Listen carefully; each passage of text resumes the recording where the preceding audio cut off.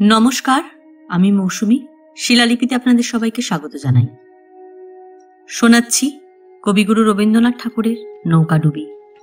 গল্প পাঠ ভালো লাগলে শেষে একটা লাইক দিয়ে যেতে ভুলবেন না। এখনো যারা আমার চ্যানেলটা সাবস্ক্রাইব করেননি তাদের সকলের কাছে আমার অনুরোধ, প্লিজ আমার চ্যানেলটা সাবস্ক্রাইব করে নেবেন।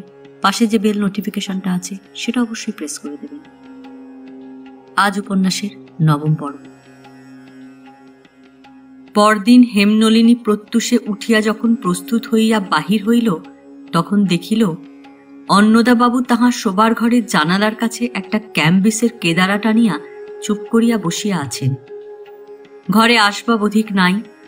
একটি খাট আছে, এক কোণে একটি আলমারি, একটি দেয়ালে অন্নদাবাবুর পরলোকগতা স্ত্রীর একটি ছায়াপ্রায় বিলীয়মান বাঁধানো ফটোগ্রাফ, এবং তাহারই সম্মুখে দেয়ালে সেই তাহার পত্নীর স্বহস্ত রচিত একখণ্ড পশমের কারুকার্য। স্ত্রীর জীবদ্দশায় আলমারিতে যে সমস্ত টুকিটাকি শৌখিন জিনিস যেমনভাবে সজ্জিত ছিল, আজও তাহারা তেমনি রহিয়াছে। পিতার পশ্চাতে দাঁড়াইয়া পাকা চুল তুলিবার ছলে মাথায় কোমল অঙ্গুলিগুলি চালনা করিয়া হেম বলিল, বাবা চলো, আজ সকাল সকাল চা খাইয়া লইবে, তারপরে তোমার ঘরে বসিয়া তোমার সেকালের গল্প শুনিব। সেসব কথা আমার কত ভালো লাগে বলিতে পারি না। হেমনলিনীর সম্বন্ধে অন্নদাবাবুর বোধশক্তি আজকাল এমনি প্রখর হইয়া উঠিয়াছে যে এই চা খাইতে তাড়া দিবার কারণ বুঝিতে তাহার কিছুমাত্র বিলম্ব হইল না। আর কিছু পরেই অক্ষয় চায়ের টেবিলে আসিয়া উপস্থিত হইবে। তাহারই সঙ্গ এড়াইবার জন্য তাড়াতাড়ি চা খাওয়া সারিয়া লইয়া হেম পিতার কক্ষে নিভৃত আশ্রয় লইতে ইচ্ছা করিয়াছে, ইহা তিনি মুহূর্তেই বুঝিতে পারিলেন। ব্যাধ ভয় ভীত হরিণীর মতো তাহার কন্যা যে সর্বদা ত্রস্ত হইয়া আছে, ইহা তাহার মনে অত্যন্ত বাজিল। নিচে গিয়া দেখিলেন চাকর এখনো চায়ের জল তৈরি করে নাই। তাহার উপরে হঠাৎ অত্যন্ত রাগিয়া উঠিলেন। সে বৃথা বুঝাইবার চেষ্টা করিল যে আজ নির্দিষ্ট সময়ের পূর্বেই চায়ের তলব হইয়াছে। চাকররা সব বাবু হইয়া উঠিয়াছে, তাহাদের ঘুম ভাঙাইবার জন্য আবার অন্য লোক রাখার দরকার হইয়াছে। এইরূপ মত তিনি অত্যন্ত নিঃসংশয় প্রচার করিলেন। চাকর তো তাড়াতাড়ি চায়ের জল আনিয়া উপস্থিত করিল। অন্নদাবাবু অন্যদিন যেরূপ গল্প করিতে করিতে ধীরে সুস্থে আরামে চা রস উপভোগ করিতেন, আজ তাহা না করিয়া অনাবশ্যক সত্বরতার সহিত পেয়ালা নিঃশেষ করিতে প্রবৃত্ত হইলেন। হেমনলিনী কিছু আশ্চর্য হইয়া বলিল, বাবা আজ কি তোমার কোথাও বাহির হইবার তাড়া আছে? অন্নদাবাবু কহিলেন, কিছু না, ঠান্ডার দিনে গরম চাটা এক চুমুকে খাইয়া লইলে বেশ ঘামিয়া শরীরটা হালকা হইয়া যায়। কিন্তু অন্নদাবাবু শরীরে গর্ভ নির্গত হইবার পূর্বেই যোগেন্দ্র অক্ষয়কে লইয়া ঘরে প্রবেশ করিল। আজ অক্ষয়ের বেশভূষায় একটু বিশেষ পারিপাট্য ছিল। হাতে রূপা বাঁধানো ছুরি, বুকের কাছে ঘড়ির চেন ঝুলিতেছে, বাম হাতে একটা ব্রাউন কাগজে মোড়া কেতাব। অন্যদিন অক্ষয় টেবিলের যে অংশে বসে, আজ সেইখানে না বসিয়া হেমনলিনীর অনতি দূরে একটা চৌকি টানিয়া লইল। হাসি মুখে কহিল, আপনাদের ঘড়ি আজ দ্রুত চলিতেছে। হেমনলিনী অক্ষয়ের মুখের দিকে চাহিল না, তাহার কথার উত্তর মাত্র দিল না। অন্নদাবাবু কহিলেন, হেম চলো তো মা উপরে, আমার গরম কাপড়গুলা একবার রৌদ্রে দেওয়া দরকার। যোগেন্দ্র কহিল, বাবা রৌদ্র তো পালাইতেছে না, এত তাড়াতাড়ি কেন?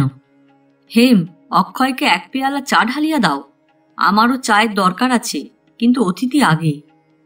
অক্ষয় হাসিয়া হেমনলিনীকে কহিল, কর্তব্যের খাতিরে এত বড় আত্মত্যাগ দেখিয়াছেন? দ্বিতীয় স্যার ফিলিপ সিডনি। হেমনলিনী অক্ষয়ের কথায় লেশমাত্র অবধান প্রকাশ না করিয়া দুই পেয়ালা চা প্রস্তুত করিয়া এক পেয়ালা যোগেন্দ্রকে দিল ও অপর পেয়ালাটি অক্ষয়ের অভিমুখে ঈষৎ একটু ঠেলিয়া দিয়া অন্নদাবাবুর মুখের দিকে তাকাইল। অন্নদাবাবু কহিলেন, রৌদ্র বাড়িয়া উঠিলে কষ্ট হইবে, চলো এই বেলা চলো। যোগেন্দ্র কহিল, আজ কাপড় রৌদ্রে দেওয়া থাক না, অক্ষয় আসিয়াছে। অন্নদা হঠাৎ উদ্দীপ্ত হইয়া বলিয়া উঠিলেন, তোমাদের কেবলই জবরদস্তি, তোমরা কেবল জেদ করিয়া অন্য লোকের মর্মান্তিক বেদনার উপর দিয়া নিজের ইচ্ছাকে জারি করিতে চাও। আমি অনেকদিন নীরবে সহ্য করিয়াছি, কিন্তু আর এরূপ চলিবে না। মা হেম, কাল হইতে উপরে আমার ঘরে তোতে আমাতে চা খাইব। এই বলিয়া হেমকে লইয়া অন্নদা চলিয়া যাইবার উপক্রম করিলে হেম শান্ত স্বরে কহিল, বাবা, আর একটু বসো, আজ তোমার ভালো করিয়া চা খাওয়া হইল না। অক্ষয়বাবু, কাগজে মোড়া এই রহস্যটি কি জিজ্ঞাসা করিতে পারি কি? অক্ষয় কহিল, শুধু জিজ্ঞাসা কেন, এই রহস্য উদ্ঘাটন করিতেও পারেন। এই বলিয়া মোড়কটি হেমনলিনীর দিকে অগ্রসর করিয়া দিল। হেম খুলিয়া দেখিল একখানি মরক্ক বাঁধানো টেনিসান। হঠাৎ চমকিয়া উঠিয়া তাহার মুখ পাণ্ডুবর্ণ হইয়া উঠিল। ঠিক এই টেনিসান এইরূপ বাঁধানো সে পূর্বে উপহার পাইয়াছে, এবং সেই বইখানি আজও তাহার শোবার ঘরের দেরাজের মধ্যে গোপন সমাদরে রক্ষিত আছে। যোগেন্দ্র ঈষৎ হাসিয়া কহিল, রহস্য এখনো সম্পূর্ণ উদ্ঘাটিত হয় নাই। এই বলিয়া বইয়ের প্রথম শূন্য পাতাটি খুলিয়া তাহার হাতে তুলিয়া দিল। সেই পাতায় লেখা আছে, শ্রীমতী হেমনলিনীর প্রতি অক্ষয় শ্রদ্ধার উপহার। তৎক্ষণাৎ বইখানা হেমের হাত হইতে একেবারে ভূতলে পড়িয়া গেল, এবং তৎপ্রতি সে লক্ষ্যমাত্র না করিয়া কহিল, বাবা চলো। উভয় ঘর হইতে বাহির হইয়া চলিয়া গেল। যোগেন্দ্রের চোখ দুটা আগুনের মতো জ্বলিতে লাগিল। সে কহিল, না, আমার আর এখানে থাকা পোষাইল না। আমি যেখানে হোক একটা স্কুল মাস্টারি লইয়া এখান হইতে চলিয়া যাইব। অক্ষয় কহিল, ভাই, তুমি মিথ্যা রাগ করিতেছ। আমি তো তখনই সন্দেহ প্রকাশ করিয়াছিলাম যে তুমি ভুল বুঝিয়াছ। তুমি আমাকে বারংবার আশ্বাস দেওয়াতেই আমি বিচলিত হইয়াছিলাম, কিন্তু আমি নিশ্চয় বলিতেছি, আমার প্রতি হেমনলিনীর মন কোনোদিন অনুকূল হইবে না। অতএব সে আশা ছাড়িয়া দাও। কিন্তু আসল কথা এই যে উনি যাহাতে রমেশকে ভুলিতে পারেন সেটা তোমাদের করা কর্তব্য। যোগেন্দ্র কহিল, তুমি তো বলিলে কর্তব্য, উপায়টা কি শুনি? অক্ষয় কহিল, আমি ছাড়া জগতে আর বিবাহযোগ্য যুবা পুরুষ নাই নাকি? আমি দেখিতেছি, তুমি যদি তোমার বোন হইতে, তবে আমার আইবুড়ো নাম ঘুচাইবার জন্য পিতৃপুরুষদিগকে হতাশভাবে দিন গণনা করিতে হইত না। যেমন করিয়া হোক একটি ভালো পাত্র জোগাড় করা চাই, যাহার প্রতি তাকাইবা মাত্র অবিলম্বে কাপড় রৌদ্রে দিবার ইচ্ছা প্রবল হইয়া ওঠে না। যোগেন্দ্র, পাত্র তো ফরমাস দিয়া মেলে না। অক্ষয়, তুমি একেবারে এত অল্পেই হাল ছাড়িয়া দিয়া বসো কেন? পাত্রের সন্ধান আমি বলিতে পারি, কিন্তু তাড়াহুড়া যদি করো তবে সমস্তটি মাটি হইয়া যাইবে। প্রথমেই বিবাহের কথা পারিয়া দুই পক্ষকে সশঙ্কিত করিয়া তুলিলে চলিবে না। আস্তে আস্তে আলাপ পরিচয় জমিতে দাও, তাহার পরে সময় বুঝিয়া দিন স্থির করিও। যোগেন্দ্র, প্রণালীটি অতি উত্তম, কিন্তু লোকটিকে শুনি। অক্ষয়, তুমি তাহাকে তেমন ভালো করিয়া জানো না, কিন্তু দেখিয়াছ। নলিনাক্ষ ডাক্তার। যোগেন্দ্র, নলিনাক্ষ? অক্ষয়, চমকাও কেন? তাহাকে লইয়া ব্রাহ্ম সমাজে গোলমাল চলিতেছে, চলুক না। তা বলিয়া অমন পাত্রটিকে হাতছাড়া করিবে? যোগেন্দ্র, আমি হাত তুলিয়া লইলেই অমনি পাত্র যদি হাতছাড়া হইত, তা হইলে ভাবনা কি ছিল, কিন্তু নলিনাক্ষ বিবাহ করিতে কি রাজি হইবেন? অক্ষয়, আজই হইবেন এমন কথা বলিতে পারি না, কিন্তু সময় কি না হইতে পারে। যোগেন, আমার কথা শোনো। কাল নলিনাক্ষের বক্তৃতার দিন আছে। সেই বক্তৃতায় হেমনলিনীকে লইয়া যাও। লোকটার বলিবার ক্ষমতা আছে। স্ত্রীলোকের চিত্ত আকর্ষণের পক্ষে ওই ক্ষমতাটা অকিঞ্চিৎকর নয়। হায়, অবোধ অবলারা এ কথা বোঝে না যে বক্তা স্বামীর চেয়ে শ্রোতা স্বামী ঢের ভালো। যোগেন্দ্র, কিন্তু নলিনাক্ষের ইতিহাসটা কি ভালো করিয়া বলো দেখি, শোনা যাক। অক্ষয়, দেখো যোগেন, ইতিহাসে যদি কিছু খুঁত থাকে তাহা লইয়া বেশি ব্যস্ত হইও না। অল্প একটুখানি খুঁতে দুর্লভ জিনিস সুলভ হয়, আমি তো সেটাকে লাভ বলে মনে করি। অক্ষয় নলিনাক্ষের ইতিহাস যাহা বলিল তাহা সংক্ষেপে এই। নলিনাক্ষের পিতা রাজবল্লভ ফরিদপুর অঞ্চলের একটি ছোটখাটো জমিদার ছিলেন। তাহার বছর ৩০ বয়সে তিনি ব্রাহ্মধর্মে দীক্ষিত হন, কিন্তু তাহার স্ত্রী কোনো মতেই স্বামীর ধর্ম গ্রহণ করিলেন না, এবং আচার বিচার সম্বন্ধে তিনি অত্যন্ত সতর্কতার সহিত স্বামীর সঙ্গে স্বাতন্ত্র্য রক্ষা করিয়া চলিতে লাগিলেন। বলা বাহুল্য, ইহা রাজবল্লভের পক্ষে সুখকর হয় নাই। তাহার ছেলে নলিনাক্ষ ধর্মপ্রচারের উৎসাহে ও বক্তৃতা শক্তি দ্বারা উপযুক্ত বয়সে ব্রাহ্ম সমাজে প্রতিষ্ঠা লাভ করেন। তিনি সরকারি ডাক্তারের কাজে বাংলায় নানা স্থানে অবস্থিতি করিয়া চরিত্রের নির্মলতা, চিকিৎসার নৈপুণ্য ও সৎকর্মের উদ্যোগে সর্বত্র খ্যাতি বিস্তার করিতে থাকেন। ইতিমধ্যে একটি অভাবনীয় ব্যাপার ঘটিল। বৃদ্ধ বয়সে রাজবল্লভ একটি বিধবাকে বিবাহ করিবার জন্য হঠাৎ উন্মত্ত হইয়া উঠিলেন। কেহই তাহাকে নিরস্ত করিতে পারিল না। রাজবল্লভ বলিতে লাগিলেন, আমার বর্তমান স্ত্রী আমার যথার্থ সহধর্মিণী নহে।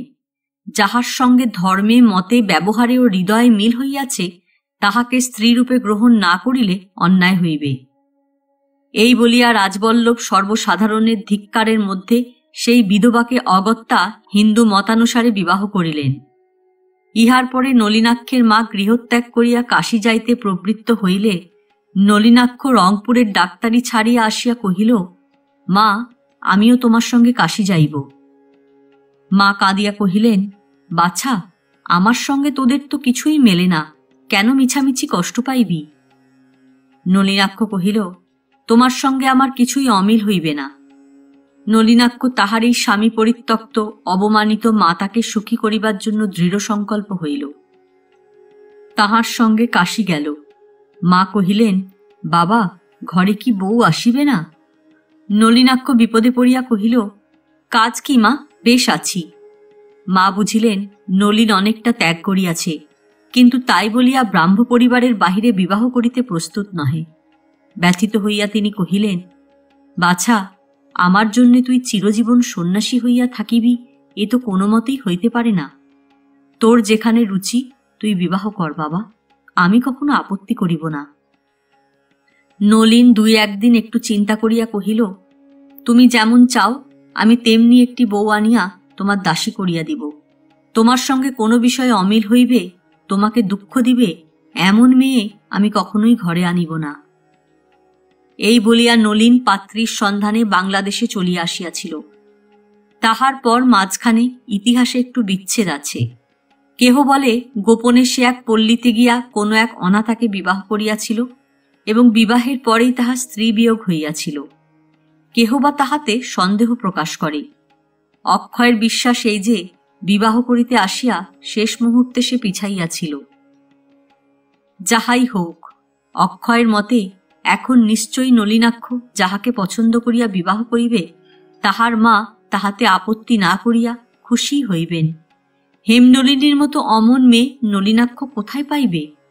আর যাই হোক, হেমের যেরূপ মধুর স্বভাব, তাহাতে সে যে তাহার শাশুড়িকে যথেষ্ট ভক্তি শ্রদ্ধা করিয়া চলিবে, কোনো মতেই তাহাকে কষ্ট দিবে না, সে বিষয়ে কোনো সন্দেহ নাই।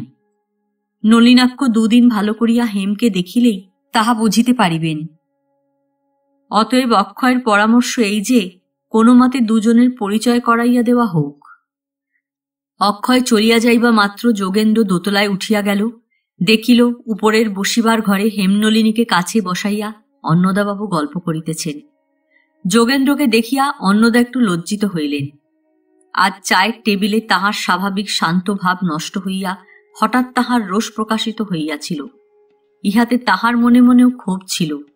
তাই তাড়াতাড়ি বিশেষ সমাদর স্বরে কহিলেন, এসো যোগেন্দ্র, বসো।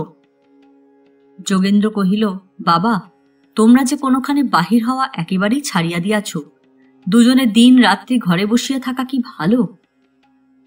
অন্নদা কহিলেন, ওই শোনো, আমরা তো চিরকাল এইরকম কোণে বসিয়াই কাটাইয়া দিয়াছি। হেমকে তো কোথাও বাহির করিতে হইলে মাথা খোঁড়াখুড়ি করিতে হইত। হেম কহিল, কেন বাবা, আমার দোষ দাও?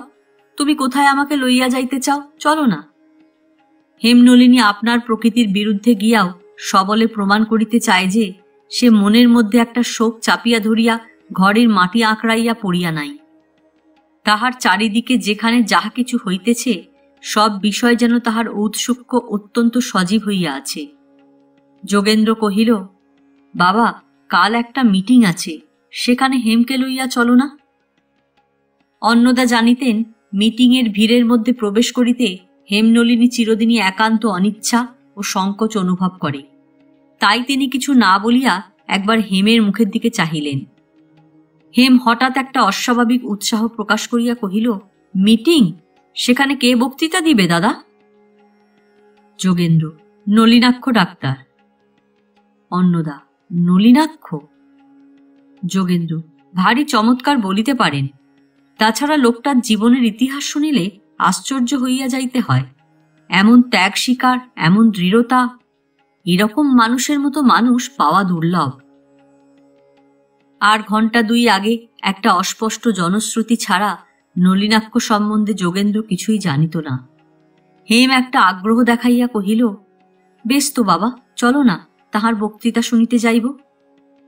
হেমনলিনীর এইরূপ উৎসাহের ভাবটাকে অন্নদা সম্পূর্ণ বিশ্বাস করিলেন না। তথাপি তিনি মনে মনে একটু খুশি হইলেন। তিনি ভাবিলেন, হেম যদি জোর করিয়াও এইরূপ মেলামেশা যাওয়া আসা করিতে থাকে, তাহা হইলে শীঘ্র উহার মন সুস্থ হইবে। মানুষের সহবাসী মানুষের সর্বপ্রকার মনোবৈকল্যের প্রধান ঔষধ। তিনি কহিলেন, তা বেশ তো যোগেন্দ্র, কাল যথাসময় আমাদের মিটিংয়ে লইয়া যাইও। কিন্তু নলিনাক্ষ সম্বন্ধে কি জানো বলো তো? অনেক লোকে তো অনেক কথা কয়। যে অনেক লোক অনেক কথা বলিয়া থাকে, প্রথমত যোগেন্দ্র তাহাদিগকে খুব একচোট গালি দিয়া লইল। বলিল, ধর্ম লইয়া যাহারা ভরণ করে, তাহারা মনে করে কথায় কথায় পরের প্রতি অবিচার ও পরনিন্দা করিবার জন্য তাহারা ভগবানের স্বাক্ষরিত দলিল লইয়া জন্মগ্রহণ করিয়াছে। ধর্ম ব্যবসায়ীদের মতো এত বড় সংকীর্ণ চিত্ত বিশ্ব নিন্দুক আর জগতে নাই। বলিতে বলিতে যোগেন্দ্র অত্যন্ত উত্তেজিত হইয়া উঠিল। অন্নদা যোগেন্দ্রকে ঠান্ডা করিবার জন্য বারবার বলিতে লাগিলেন, সে কথা ঠিক, সে কথা ঠিক। পরের দোষ ত্রুটি লইয়া কেবল আলোচনা করিতে থাকিলে মন ছোট হইয়া যায়, স্বভাব সন্দিগ্ধ হইয়া উঠে, হৃদয়ের সরসতা থাকে না। যোগেন্দ্র কহিল, বাবা, তুমি কি আমাকে লক্ষ্য করিয়া বলিতেছ? কিন্তু ধার্মিকের মতো আমার স্বভাব নয়। আমি মন্দ বলিতেও জানি, ভালো বলিতেও জানি, এবং মুখের উপরে স্পষ্ট করিয়া বলিয়া হাতে হাতেই সব কথা চুকাইয়া ফেলি। অন্নদা ব্যস্ত হইয়া কহিলেন, যোগেন, তুমি কি পাগল হইয়াছ? তোমাকে লক্ষ্য করিয়া বলিব কেন? আমি কি তোমাকে চিনি না? তখন ভুরি ভুরি প্রশংসাবাদের দ্বারা পরিপূর্ণ করিয়া যোগেন্দ্র নলিনাক্ষের বৃত্তান্ত বিবরিত করিল। কহিল, মাতাকে সুখী করিবার জন্য নলিনাক্ষ আচার সম্বন্ধে সংযত হইয়া কাশীতে বাস করিতেছে। এই জন্যই বাবা, তুমি যাহাদিগকে অনেক লোক বলো, তাহারা অনেক কথা বলিতেছে, কিন্তু আমি তো এই জন্য নলিনাক্ষকে ভালোই বলি। হেম, তুমি কি বলো? হেমনলিনী কহিল, আমিও তো তাই বলি। যোগেন্দ্র কহিল, হেম যে ভালোই বলিবে তাহা আমি নিশ্চয় জানিতাম।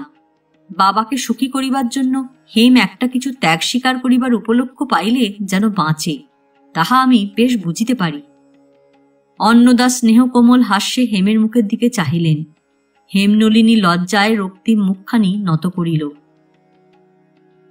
সভাভঙ্গের পর অন্নদা হেমনলিনীকে লইয়া যখন ঘরে ফিরিলেন, তখনও সন্ধ্যা হয় নাই। চা খাইতে বসিয়া অন্নদাবাবু কহিলেন, আজ বড় আনন্দ লাভ করিয়াছি। ইহার অধিক আর তিনি কথা কহিলেন না। তাহার মনের ভিতরের দিকে একটা ভাবের স্রোত বহিতেছিল। আজ চা খাওয়ার পরেই হেমনলিনী আস্তে আস্তে উপরে চলিয়া গেল। অন্নদাবাবু তাহা লক্ষ্য করিলেন না। আজ সভাস্থলে নলিনাক্ষ, যিনি বক্তৃতা করিতেছিলেন, তাহাকে দেখিতে আশ্চর্য তরুণ এবং সুকুমার। যুবা বয়সেও যেন শৈশবের অম্লান লাবণ্য তাহার মুখশ্রীকে পরিত্যাগ করে নাই, অথচ তাহার অন্তরাত্মা হইতে যেন একটি ধ্যানপরতার গাম্ভীর্য তাহা চতুর্দিকে বিকীর্ণ হইতেছে। তাহার বক্তৃতার বিষয় ছিল ক্ষতি। তিনি বলিয়াছিলেন, সংসারে যে ব্যক্তি কিছু হারায় নাই, সে কিছু পায় নাই। অমনি যাহা আমাদের হাতে আসে, তাহাকে আমরা সম্পূর্ণ পাই না। ত্যাগের দ্বারা আমরা যখন তাহাকে পাই, তখনই যথার্থ তাহা আমাদের অন্তরের ধন হইয়া উঠে। যাহা কিছু আমাদের প্রকৃত সম্পদ, তাহা সম্মুখ হইতে সরিয়া গেলেই যে ব্যক্তি হারাইয়া ফেলে, সে লোক দুর্ভাগা। বরঞ্চ তাহাকে ত্যাগ করিয়াই তাহাকে বেশি করিয়া পাইবার ক্ষমতা মানব চিত্তের আছে।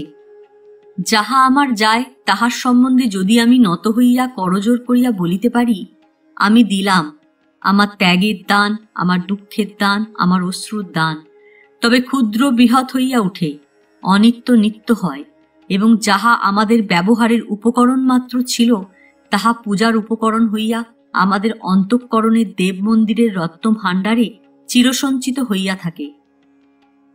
এই কথাগুলি আজ হেমনলিনীর সমস্ত হৃদয় জুড়িয়া বাজিতেছে। ছাদের উপরে নক্ষত্রদীপ্ত আকাশের তলে সে আজ স্তব্ধ হইয়া বসিল। তাহার সমস্ত মন আজ পূর্ণ, সমস্ত আকাশ, সমস্ত জগৎ সংসার তাহার কাছে আজ পরিপূর্ণ। বক্তৃতা সভা হইতে ফিরিবার সময় যোগেন্দ্র কহিল, অক্ষয়, তুমি বেশ পাত্রটি সন্ধান করিয়াছ, যা হোক। এ তো সন্ন্যাসী, এর অর্ধেক কথা তো আমি বুঝিতেই পারিলাম না। অক্ষয় কহিল, রোগীর অবস্থা বুঝিয়া ঔষধের ব্যবস্থা করিতে হয়। হেমনলিনী রমেশের ধ্যানে মগ্ন আছেন। সে ধ্যান সন্ন্যাসী নহিলে আমাদের মতো সহজ লোকে ভাঙাইতে পারিবে না। যখন বক্তৃতা চলিতেছিল তখন তুমি কি হেমের মুখ লক্ষ্য করিয়া দেখো নাই? যোগেন্দ্র, দেখিয়াছি বই কি, ভালো লাগিতেছিল তাহা বেশ বুঝা গেল। কিন্তু বক্তৃতা ভালো লাগিলেই যে বক্তাকে বড়মাল্য দেওয়া সহজ হয় তাহার কোনো হেতু দেখি না। অক্ষয়, ওই বক্তৃতা কি আমাদের মতো কাহারও মুখে শুনিলে ভালো লাগিত? তুমি জানো না যোগেন্দ্র, তপস্বীর ওপর মেয়েদের একটা বিশেষ টান আছে। সন্ন্যাসীর জন্য উমা তপস্যা করিয়াছিলেন, কালিদাস তাহা কাব্যে লিখিয়া গেছেন। আমি তোমাকে বলিতেছি, আর যে কোনো পাত্র তুমি খাড়া করিবে, হেমনলিনী রমেশের সঙ্গে মনে মনে তাহার তুলনা করিবে। সে তুলনায় কেহ টিকিতে পারিবে না। নলিনাক্ষ মানুষটি সাধারণ লোকের মতোই নয়, ইহার সঙ্গে তুলনার কথা মনে উদয় হইবে না। অন্য কোনো যুবককে হেমনলিনীর সম্মুখে আনিলেই তোমাদের উদ্দেশ্য সে স্পষ্ট বুঝিতে পারিবে এবং তাহার সমস্ত হৃদয় বিদ্রোহী হইয়া উঠিবে। কিন্তু নলিনাক্ষকে বেশ একটু কৌশল করিয়া যদি এখানে আনিতে পারো, তাহা হইলে হেমের মনে কোনো সন্দেহ উঠিবে না। তাহার পরে ক্রমে শ্রদ্ধা হইতে মাল্যদান পর্যন্ত কোনো প্রকারে চালনা করিয়া লইয়া যাওয়া নিতান্ত শক্ত হইবে না। যোগেন্দ্র, কৌশলটা আমার দ্বারা ভালো ঘটিয়া ওঠে না, বলটাই আমার পক্ষে সহজ। কিন্তু যাই বলো, পাত্রটি আমার পছন্দ হইতেছে না। অক্ষয়, দেখো যোগেন, তুমি নিজের জেদ লইয়া সমস্ত মাটি করিও না। সকল সুবিধা একত্রে পাওয়া যায় না। যেমন করিয়া হোক রমেশের চিন্তা হেমনলিনীর মন হইতে না তাড়াইতে পারিলে আমি তো ভালো বুঝি না। তুমি যে গায়ের জোরে সেটা করিয়া উঠিতে পারিবে তাহা মনেও করিও না। আমার পরামর্শ অনুসারে যদি ঠিকমতো চলো, তাহা হইলে তোমাদের একটা সদ্গতি হইতেও পারে। যোগেন্দ্র, আসল কথা, নলিনাক্ষ আমার পক্ষে একটু বেশি দুর্বোধ্য। এরকম লোকদের লইয়া কারবার করিতে আমি ভয় করি। একটা দায় হইতে উদ্ধার হইতে গিয়া ফের আর একটা দায়ের মধ্যে জড়াইয়া পড়িব। অক্ষয়, ভাই, তোমরা নিজের দোষে পুড়িয়াছ। আজকে সিঁদুরে মেঘ দেখিয়া আতঙ্ক লাগিতেছে। রমেশ সম্বন্ধে তোমরা যে গোড়াগুড়ি একেবারে অন্ধ ছিলে। এমন ছেলে আর হয় না। ছলনা কাহাকে বলে রমেশ তাহা জানে না। দর্শন শাস্ত্রে রমেশ দ্বিতীয় শঙ্করাচার্য বলিলেই হয়, আর সাহিত্যে স্বয়ং সরস্বতীর ঊনবিংশ শতাব্দীর পুরুষ সংস্করণ। রমেশকে প্রথম হইতেই আমার ভালো লাগে নাই। ওই রকম অত্যুচ্চ আদর্শওয়ালা লোক আমার বয়সে আমি ঢের ঢের দেখিয়াছি, কিন্তু আমার কথাটি কহিবার জো ছিল না। তোমরা জানিতে, আমার মতো অযোগ্য অভাজন কেবল মহাত্মা লোকদের ঈর্ষা করিতেই জানে। আমাদের আর কোনো ক্ষমতা নাই। যা হোক, এতদিন পরে বুঝিয়াছ মহাপুরুষদের দূর হইতে ভক্তি করা চলে, কিন্তু তাহাদের সঙ্গে নিজের বোনের বিবাহ সম্বন্ধ করা নিরাপদ নহে। কিন্তু কণ্টকে নৈব কণ্টকম, যখন এই একটিমাত্র উপায় আছে তখন আর এ লইয়া খুঁতখুত করিতে বসিও না। যোগেন্দ্র, দেখো অক্ষয়, তুমি যে আমাদের সকলের আগে রমেশকে চিনিতে পারিয়াছিলে, এ কথা হাজার বলিলেও আমি বিশ্বাস করিব না। তখন নিতান্ত গায়ের জ্বালায় তুমি রমেশকে দু চক্ষে দেখিতে পারিতে না। সেটা যে তোমার অসাধারণ বুদ্ধির পরিচয় তাহা আমি মানিব না। যাই হোক, কলকৌশলের যদি প্রয়োজন থাকে তবে তুমি লাগো, আমার দ্বারা হইবে না। মোটের উপরে নলিনাক্ষকে আমার ভালোই লাগিতেছে না। যোগেন্দ্র এবং অক্ষয় উভয় যখন অন্নদার চা খাইবার ঘরে আসিয়া পৌঁছিল, দেখিল হেমনলিনী ঘরের অন্য দ্বার দিয়া বাহির হইয়া যাইতেছে। অক্ষয় বুঝিল হেমনলিনী তাহাদিগকে জানলা দিয়া পথে দেখিতে পাইয়াছিল। ঈষৎ একটু হাসিয়া সে অন্নদার কাছে আসিয়া বসিল। চায়ের পেয়ালা ভর্তি করিয়া লইয়া কহিল, নলিনাক্ষবাবু যাহা বলেন একেবারে প্রাণের ভিতর হইতে বলেন, সেই জন্য তাহার কথাগুলা এত সহজে প্রাণের মধ্যে গিয়া প্রবেশ করে। অন্নদাবাবু কহিলেন, লোকটির ক্ষমতা আছে। অক্ষয় কহিল, শুধু ক্ষমতা? এমন সাধু চরিত্রের লোক দেখা যায় না। যোগেন্দ্র যদিও চক্রান্তের মধ্যে ছিল, তবুও সে থাকিতে না পারিয়া বলিয়া উঠিল, আহ, সাধু চরিত্রের কথা আর বলিও না। সাধু সঙ্গ হইতে ভগবান আমাদিগকে পরিত্রাণ করুন। যোগেন্দ্র কাল এই নলিনাক্ষর সাধুতায় অজস্র প্রশংসা করিয়াছিল এবং যাহারা নলিনাক্ষের বিরুদ্ধে কথা কহে তাহাদিগকে নিন্দুক বলিয়া গালি দিয়াছিল। অন্নদা কহিলেন, ছি যোগেন্দ্র, অমন কথা বলিও না। বাহির হইতে যাহাদিগকে ভালো বলিয়া মনে হয়, অন্তরেও তাহারা ভালো, এ কথা বিশ্বাস করিয়া বরং আমি ঠকিতে রাজি আছি। তবু নিজের ক্ষুদ্র বুদ্ধিমত্তার গৌরব রক্ষার জন্য সাধুতাকে সন্দেহ করিতে আমি প্রস্তুত নই। নলিনাক্ষবাবু যেসব কথা বলিয়াছেন এ সমস্ত পরের মুখের কথা নহে। তাহার নিজের আধ্যাত্মিক অভিজ্ঞতার ভিতর হইতে তিনি যাহা প্রকাশ করিয়াছেন, আমার পক্ষে আজ তাহা নূতন লাভ বলিয়া মনে হইয়াছে। যে ব্যক্তি কপট সে ব্যক্তি সত্যকার জিনিস দিবে কোথা হইতে? সোনা যেমন বানানো যায় না, এসব কথাও তেমনি বানানো যায় না। আমার ইচ্ছা হইয়াছে নলিনাক্ষ বাবুকে আমি নিজে গিয়া সাধুবাদ দিয়া আসিব। অক্ষয় কহিল, আমার ভয় হয় ইহার শরীর টেকে কিনা। অন্নদাবাবু ব্যস্ত হইয়া কহিলেন, কেন, ইহার শরীর কি ভালো নয়? অক্ষয়, ভালো থাকিবার তো কথা নয়। দিন রাত্রি আপনার সাধনা এবং শাস্ত্রালোচনা লইয়াই আছেন, শরীরের প্রতি তো আর দৃষ্টি নাই। অন্নদা কহিলেন, এটা ভারী অন্যায়। শরীর নষ্ট করিবার অধিকার আমাদের নাই। আমরা আমাদের শরীর সৃষ্টি করি নাই। আমি যদি উহাকে কাছে পাইতাম তবে নিশ্চয়ই অল্প দিনের মধ্যে আমি উহার স্বাস্থ্যের ব্যবস্থা করিয়া দিতে পারিতাম। আসলে স্বাস্থ্য রক্ষার গুটিকতক সহজ নিয়ম আছে, তাহার মধ্যে প্রথম হচ্ছে। যোগেন্দ্র অধৈর্য হইয়া কহিল, বাবা, বৃথা কেন তোমরা ভাবিয়া মরিতেছ? নলিনাক্ষবাবুর শরীর তো দিব্য দেখলাম। তাহাকে দেখিয়া আজ আমার বেশ বোধ হইল সাধুত্ব জিনিসটা স্বাস্থ্যকর। আমার নিজেরই মনে হইতেছে ওটা চেষ্টা করিয়া দেখিলে হয়। অন্নদা কহিলেন, না যোগেন্দ্র, অক্ষয় যাহা বলিয়াছে তাহা হইতেও পারে। আমাদের দেশে বড় বড় লোকেরা প্রায় অল্প বয়সেই মারা যান। ইহারা নিজের শরীরকে উপেক্ষা করিয়া দেশের লোকসান করিয়া থাকেন। এটা কিছুতেই ঘটিতে দেওয়া উচিত নয়। যোগেন্দ্র, তুমি নলিনাক্ষবাবুকে যাহা মনে করিতেছ তাহা নয়। উহার মধ্যে আসল জিনিস আছে, উহাকে এখন হইতেই সাবধান করিয়া দেওয়া দরকার। অক্ষয়, আমি উহাকে আপনার কাছে আনিয়া উপস্থিত করিব। আপনি যদি উহাকে একটু ভালো করিয়া বুঝাইয়া দেন তো ভালো হয়। আর আমার মনে হয় আপনি সেই যে শিকড়ের রসটা আমাকে পরীক্ষার সময় দিয়াছিলেন সেটা আশ্চর্য বলকারক। যে কোনো লোক সর্বদা মনকে খাটাইতেছে, তাহার পক্ষে এমন মহৌষধ আর নাই। আপনি যদি একবার নলিনাক্ষবাবুকে। যোগেন্দ্র একেবারে চৌকি ছাড়িয়া উঠিয়া পড়িয়া কহিল, আহ অক্ষয়, তুমি জ্বালাইলে, বড় বাড়াবাড়ি করিতেছ, আমি চলিলাম। পূর্বে যখন তাহার শরীর ভালো ছিল তখন অন্নদাবাবু ডাক্তারি ও কবিরাজি নানা প্রকার বটিকাদি সর্বদাই ব্যবহার করিতেন।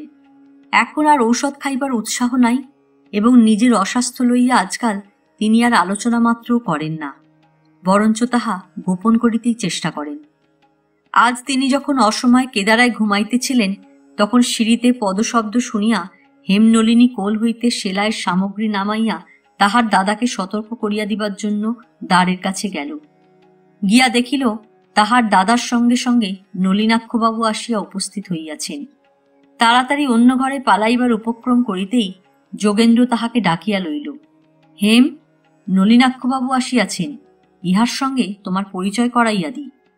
হেম থমকিয়া দাঁড়াইল এবং নলিনাক্ষ তাহার সম্মুখে আসিতেই তাহার মুখের দিকে না চাহিয়া নমস্কার করিল।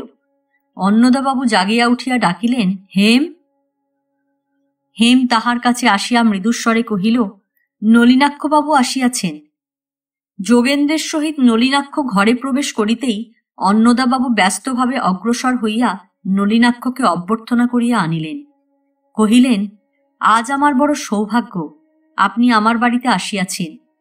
হেম, কোথায় যাইতেছ মা? এইখানে বসো। নলিনাক্ষবাবু, এটি আমার কন্যা হেম। আমরা দুজনেই সেদিন আপনার বক্তৃতা শুনিতে গিয়া বড় আনন্দ লাভ করিয়া আসিয়াছি। আপনি ওই যে একটি কথা বলিয়াছেন, আমরা যাহা পাইয়াছি তাহা কখনোই হারাইতে পারি না, যাহা যথার্থ পাই নাই তাহাই হারায়। এ কথাটির অর্থ বড় গভীর। কি বলো মা হেম? বাস্তবিক কোন জিনিসটিকে যে আমার করিতে পারিয়াছি আর কোনটিকে পারি নাই, তাহার পরীক্ষা হয় তখনই যখনই তাহা আমাদের হাতের কাছ হইতে সরিয়া যায়। নলিনাক্ষবাবু, আপনার কাছে আমাদের একটি অনুরোধ আছে। মাঝে মাঝে আপনি আসিয়া যদি আমাদের সঙ্গে আলোচনা করিয়া যান, তবে আমাদের বড় উপকার হয়। আমরা বড় কোথাও বাহির হই না। আপনি যখনই আসিবেন, আমাকে আর আমার মেয়েটিকে এই ঘরেই দেখিতে পাইবেন। নলিনাক্ষ আলজ্জিত হেমনলিনীর মুখের দিকে একবার চাহিয়া কহিল, আমি বক্তৃতা সভায় বড় বড় কথা বলিয়া আসিয়াছি বলিয়া আপনারা আমাকে মস্ত একটা গম্ভীর লোক বলিয়া মনে করিবেন না। সেদিন ছাত্ররা নিতান্ত ধরিয়া পড়িয়াছিল বলিয়া বক্তৃতা করিতে গিয়াছিলাম। অনুরোধ এড়াইবার ক্ষমতা আমার একেবারেই নাই, কিন্তু এমন করিয়া বলিয়া আসিয়াছি যে দ্বিতীয়বার অনুরুদ্ধ হইবার আশঙ্কা আমার নাই। ছাত্ররা স্পষ্টই বলিতেছে, আমার বক্তৃতা 12 আনা বোঝাই যায় নাই। যোগেনবাবু, আপনিও তো সেদিন উপস্থিত ছিলেন। আপনাকে সতৃষ্ণ নয়নে ঘড়ির দিকে তাকাইতে দেখিয়া আমার হৃদয় যে বিচলিত হয় নাই, এ কথা মনে করিবেন না। যোগেন্দ্র কহিল, আমি ভালো করিয়া বুঝিতে পারি নাই, সেটা আমার বুদ্ধির দোষ হইতে পারে, সেজন্য আপনি কিছুমাত্র ক্ষুব্ধ হইবেন না। অন্নদা, যোগেন, সব কথা বুঝিবার বয়স সব নয়। নলিনাক্ষ, সব কথা বুঝিবার দরকারও সবসময় দেখি না। অন্নদা, কিন্তু নলিনবাবু, আপনাকে আমার একটি কথা বলিবার আছে। ঈশ্বর আপনাদিগকে কাজ করাইয়া লইবার জন্য পৃথিবীতে পাঠাইয়াছেন, তাই বলিয়া শরীরকে অবহেলা করিবেন না। যাহারা দাতা তাহাদের এ কথা সর্বদাই স্মরণ করাইতে হয় যে, মূলধন নষ্ট করিয়া ফেলিবেন না, তাহা হইলে দান করিবার শক্তি চলিয়া যাইবে। নলিনাক্ষ, আপনি যদি আমাকে কখনো ভালো করিয়া জানিবার অবসর পান, তবে দেখিবেন আমি সংসারে কোনো কিছুকেই অবহেলা করি না। জগতে নিতান্ত ভিক্ষুকের মতো আসিয়াছিলাম, বহু কষ্টে বহু লোকের আনুকূল্যে শরীর মন অল্পে অল্পে প্রস্তুত হইয়া উঠিয়াছে। আমার পক্ষে এ নবাবই শোভা পায় না যে আমি কিছুকেই অবহেলা করিয়া নষ্ট করিব। যে ব্যক্তি গড়িতে পারে না, সে ব্যক্তি ভাঙিবার অধিকারী তো নয়।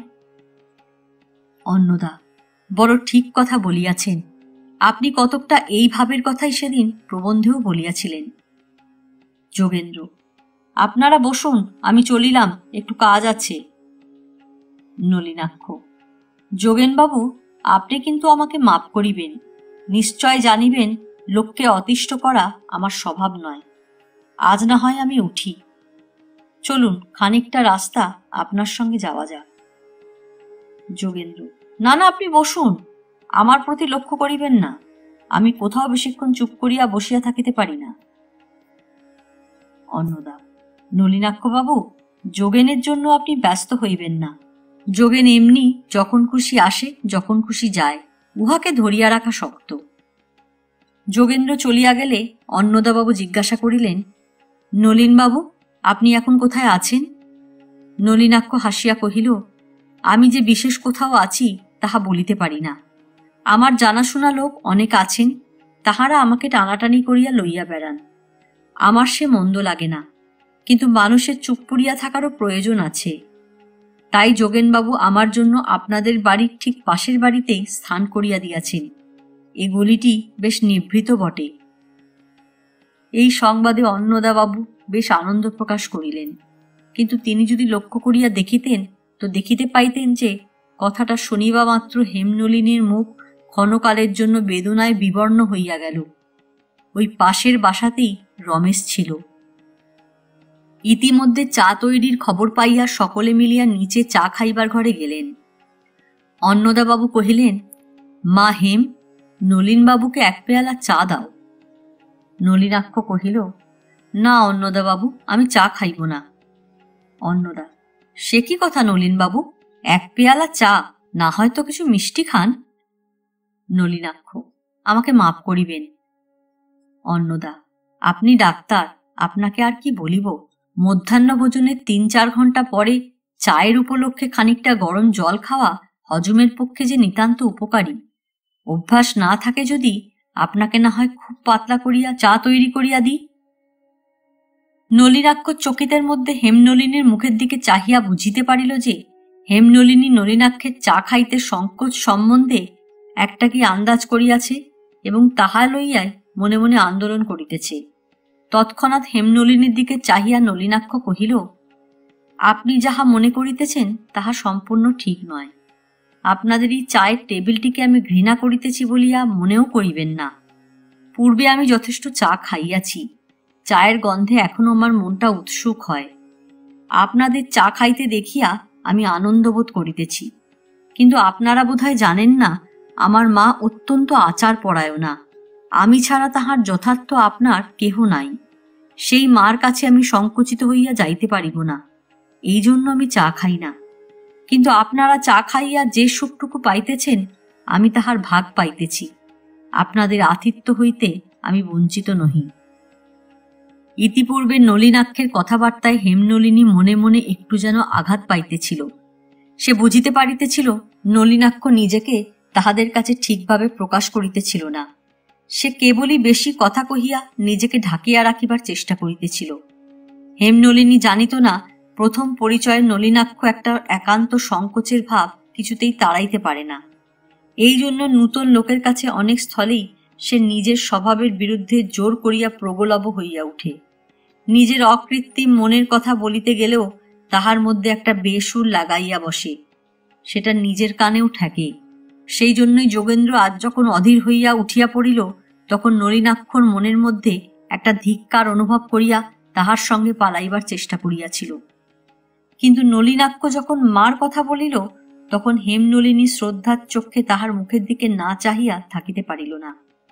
এবং মাতার উল্লেখ মাত্র সেই মুহূর্তেই নলিনাক্ষের মুখে যে একটি সরস ভক্তির গাম্ভীর্য প্রকাশ পাইল, তাহা দেখিয়া হেমনলিনীর মন আর্দ্র হইয়া গেল। তাহার ইচ্ছা করিতে লাগিল নলিনাক্ষের মাতার সম্বন্ধে তাহার সঙ্গে আলোচনা করে, কিন্তু সংকোচে তাহা পারিল না। অন্নদাবাবু ব্যস্ত হইয়া বলিয়া উঠিলেন, বিলক্ষণ! এ কথা পূর্বে জানিলে আমি কখনোই আপনাকে চা খাইতে অনুরোধ করিতাম না, মাপ করিবেন। নলিনাক্ষ একটু হাসিয়া কহিল, চা লইতে পারিলাম না বলিয়া আপনাদের স্নেহের অনুরোধ হইতে কেন বঞ্চিত হইব? নলিনাক্ষ চলিয়া গেলে হেমনলিনী তাহার পিতাকে লইয়া দোতলার ঘরে গিয়া বসিল এবং বাংলা মাসিক পত্রিকা হইতে প্রবন্ধ বাছিয়া তাহাকে পড়িয়া শোনাইতে লাগিল। শুনিতে শুনিতে অন্নদাবাবু অনতি বিলম্বে ঘুমাইয়া পড়িলেন। কিছুদিন হইতে অন্নদাবাবুর শরীরের এইরূপ অবসাদ লক্ষণ নিয়মিতভাবে প্রকাশ পাইতেছে। আজ এ পর্যন্তই। উপন্যাসের 10ম পর্ব নিয়ে অন্যদিন আসব।